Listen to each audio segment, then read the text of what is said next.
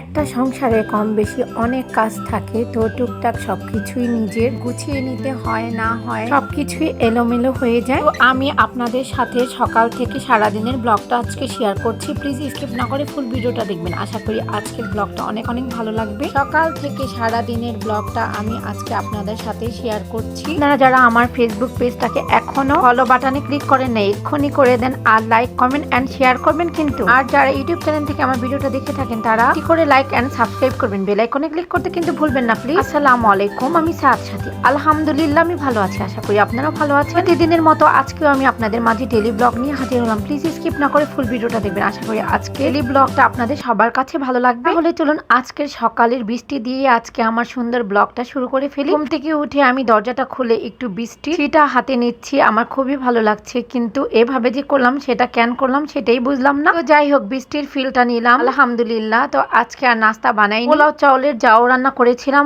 ওটাই খেয়ে নিয়েছি। ওটা আর ভিডিও করি নাই। আর এই কচুগুলো আমার আম্মু সেদিন দিয়ে দিয়েছিল, আম আর কচু। আর এখন আমি এই কচুটা বাগার দিচ্ছি। এখন কচু বাগার দেওয়ার জন্য মশলাগুলো খুব ভালোভাবে কষিয়ে নিচ্ছি। মশলা যত ভালোভাবে কষাবেন যে কোনো তরকারির স্বাদ আরো দ্বিগুণ বেড়ে যাবে। তো আমার মশলাটা খুব ভালোভাবে আমি কষিয়ে নিয়েছি। আর এখন আমি কচুগুলো দিয়ে দিচ্ছি। অনেকদিন যাবত আমার কচু খেতে ইচ্ছে করছিল, আম্মুকে বলেছিলাম। তো আম্মু যাওয়ার পরে আমাকে বলছে, তোমার না কচু খেতে ইচ্ছে করছে, তো কেটে ধুয়ে একটু করে ডিপে রেখে দিয়েছি, এক বক্স নিয়ে যেয়ে তোমার মন মতো রান্না করে খেও। আম্মু আমাকে এক বক্স কচু দিয়ে দিয়েছে, আর এই বক্সটা আমি রান্না করে নিচ্ছি। আমি খুব ভালোভাবে কচুটা কষিয়ে নিয়েছি। আর এখন একটা ডাল ঘুটনির সাহায্যে আমি এগুলো আস্ত আস্ত কচু ছিল ওগুলো আমি একটু ম্যাশ করে দিচ্ছি, তাহলে কচুটা খেতে আরো বেশি ভালো লাগবে। আর আস্ত আস্ত থাকলে একদমই কচুটা খেতে ভালো লাগবে না। তো আমি আবারও ডাল ঘুটনির সাহায্যে ভালো করে কচুটা মিক্স করে নিচ্ছি আর ভালোভাবে ম্যাশ করে নিচ্ছি। আর কচুটা আমার প্রায় হয়ে গিয়েছে। আর আমি এখন কচুটা একটু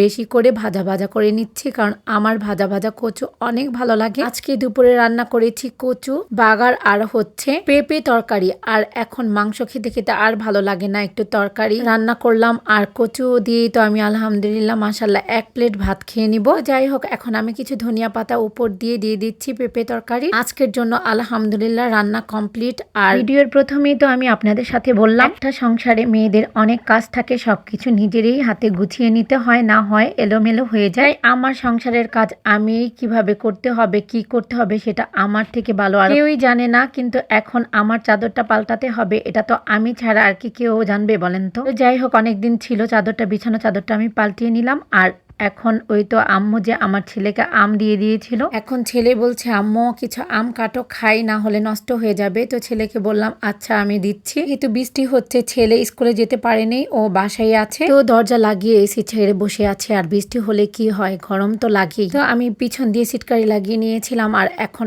আমি আমটা কেটে ঘরে নিয়ে যাচ্ছি। আর ঘরটা এখনো আমার ভালো করে ক্লিন করা হয়নি, ইনশাল্লাহ করে ফেলবো। আম খেয়ে নিচ্ছে। আর বিকেলের জন্য আমি আজকে চিকেন নাগাটস আর চিকেন সমোসা ভেজে নিয়েছিলাম। এটা হচ্ছে ফ্রোজিং আইটেম, এগুলো আমি নিয়ে এসেছিলাম বিকালে নাস্তার জন্যই ফুলকলি থেকে। আর এখন ছেলে বলছে আম্মু যেহেতু চিকেন নাগেটস আর সমোসা খাবো, মজো হলে অনেক ভালো হয়। তো ছেলেকে টাকা দিয়ে দিলাম, ছেলে এখন মজো কিনে নিয়ে এসেছিল। এখন মা ছেলে মিলে চিকেন নাগেটস আর সমোসা খেয়ে নিচ্ছি। আর আপনাদের ভাইয়া চাচা ভাতিজারা সবাই মিলে মাওয়াতে ঘুরতে গিয়েছে। এখন বিকালের নাস্তাটা মা ছেলে মিলে করে নিচ্ছে। ছেলে বাবাকে বলেছে কল দিয়ে যে বাবা আসার টাইমে কিছু নিয়ে এসো। তো দেখি আপনাদের ভাইয়া কি নিয়ে আসে। তো আপনাদের ভাইয়া চলে এসেছে, ওর আসতে আসতে প্রায় 11টা বেজে গিয়েছে। তো এখন ও আমাদের জন্য কোন আইসক্রিম আর চকোফান বিস্কিট নিয়ে এসেছে। তো ছেলে তো কোন আইসক্রিম দেখে অনেক খুশি, কারণ অনেকদিন পরেই আমার ঘরে আইসক্রিম এসেছে। এখন তো আমি আইসক্রিম বানাতে পারি, তো আমি বানিয়ে খাওয়াই ওদের, তাই আর আইসক্রিম কিনা হয় না। আর এখন আমরা আইসক্রিমটা ছিঁড়ে তিনজনেই খেয়ে নিচ্ছি। আর আপনাদের সাথে একটু শেয়ার করলাম। আর আজকের ব্লগটা যদি আপনাদের কাছে ভালো লেগে থাকে প্লিজ আপনারা লাইক কমেন্ট এন্ড শেয়ার করবেন। আর আজকে সকাল থেকে সারাদিনের ব্লগটা আমি আপনাদের সাথে শেয়ার করলাম। আজকে এখানে শেষ করছি, ভালো থাকবেন, আল্লাহ হাফেজ।